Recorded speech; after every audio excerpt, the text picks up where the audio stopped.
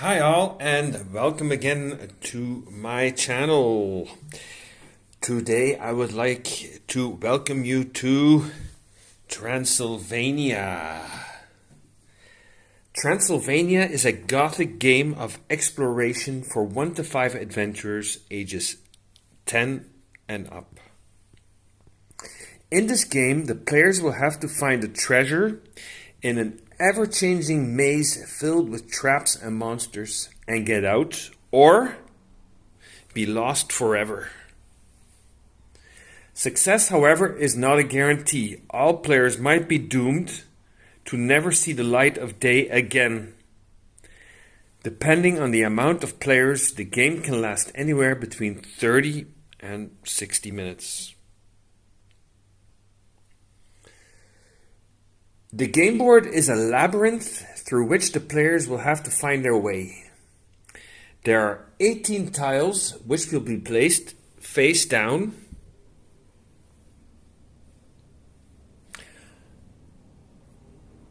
randomly on the board at the start of the game. When a character encounters them during their movement, the player has the choice to reveal them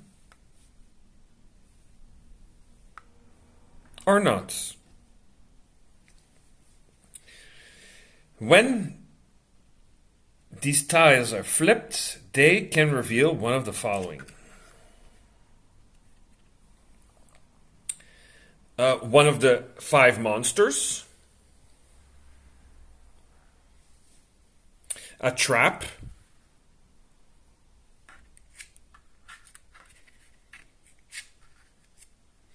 the treasure.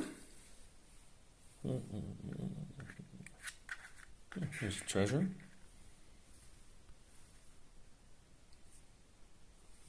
The stairwell, which is also the exit. And the proverbial meat of the game, the secret passageways.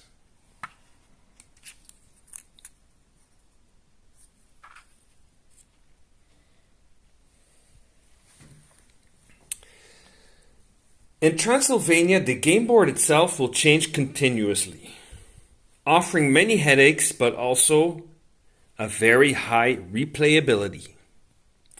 There are 9 colored secret walls, as I've shown here, in the game. These are connected to 9 of the 18 tiles that are placed on the board. So, for example, we have here the red wall. We have here the red secret passageway. Those two are connected throughout the game. When a tile is flipped, showing a secret passageway with the color of the matching wall, then there, where the colored wall once stood on the board, a new secret passageway will immediately be revealed. So their locations on the board are swapped. So this one is connected to this one.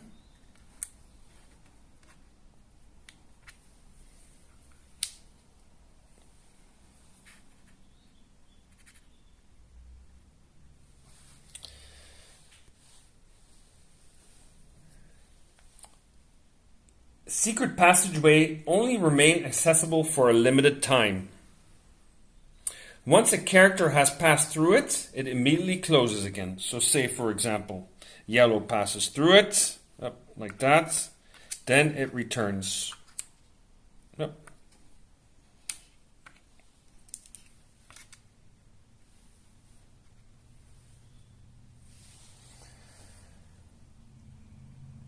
The tile and the colored wall are switched again to their original positions. The tile is also flipped face down again, forcing the players to remember as good as they can under which tile a secret passageway is hidden.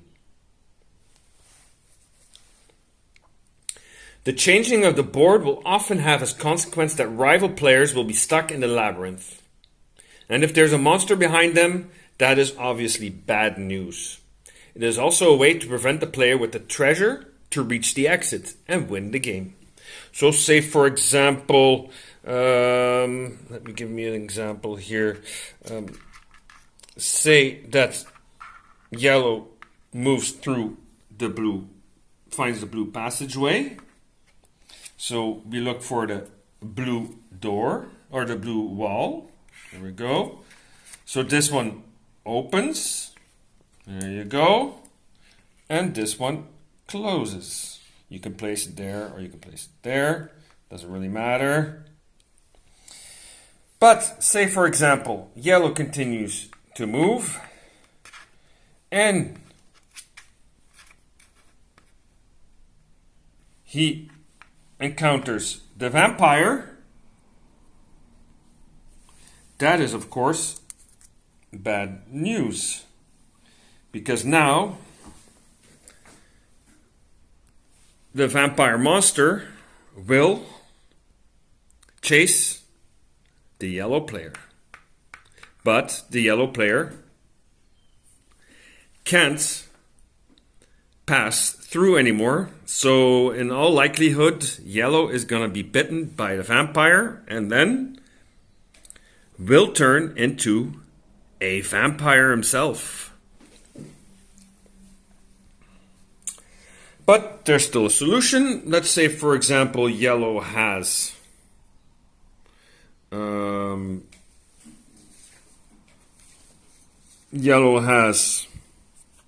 dynamite. He can play it in his turn, blow up the wall,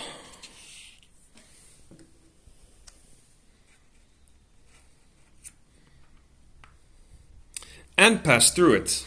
Now that wall is non-existent, but remember the labyrinth is very old, and if you blow up too many walls, the entire maze could come down, crashing down upon you. And then the game is lost for everybody. So you gotta be careful when you use dynamite to blow up walls.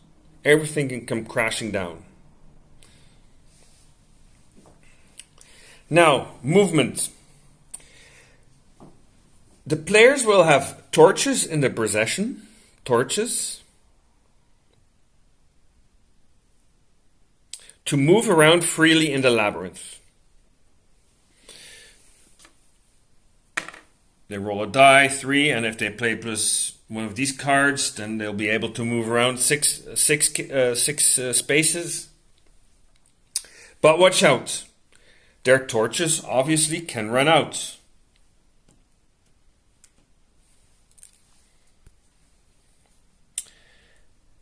If they run out of torches, the players will only be able to grope in a straight line. This will slow them down considerably, making them an easy prey for the monsters.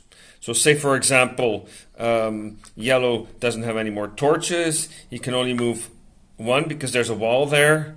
Next time he's only going to be able to move that way in a straight line.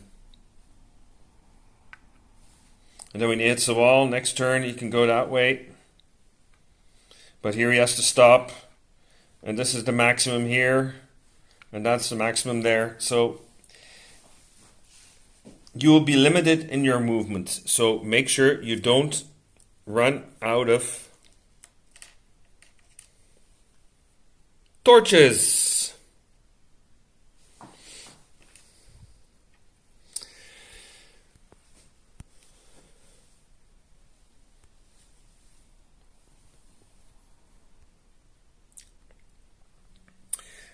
There are 5 monsters roaming around in the dungeons of the castle.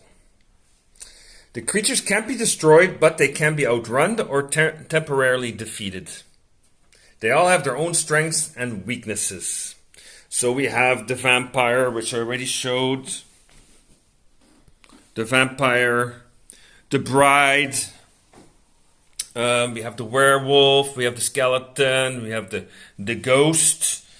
And the ghost is very fun because every time he makes a victim, he moves faster and faster. So he sucks out the energy of the players. So he only moves with 3 spaces in the beginning, but if he catches somebody, it's going to be 6, then it's going to be 9, and he can go through walls, of course. So he's an interesting monster. Sometimes players who have been caught will also turn into a vampire or a werewolf. So say, for example, our yellow player has been caught by the vampire. He will now also be a vampire. He will only have one single objective: eliminate as many players as possible, and in the process perhaps regain their human mortal soul and get away with the treasure.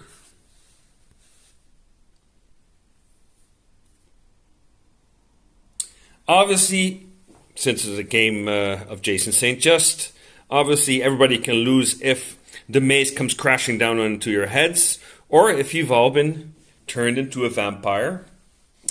But that's the name of the game. You have to watch out. So that was Transylvania. It was inspired by the idea of creating a tense, puzzly game where the board itself constantly changes. And yes, all players can lose in the end if they're all turned into a monster. Isn't that a kick? Thanks for watching. Take care.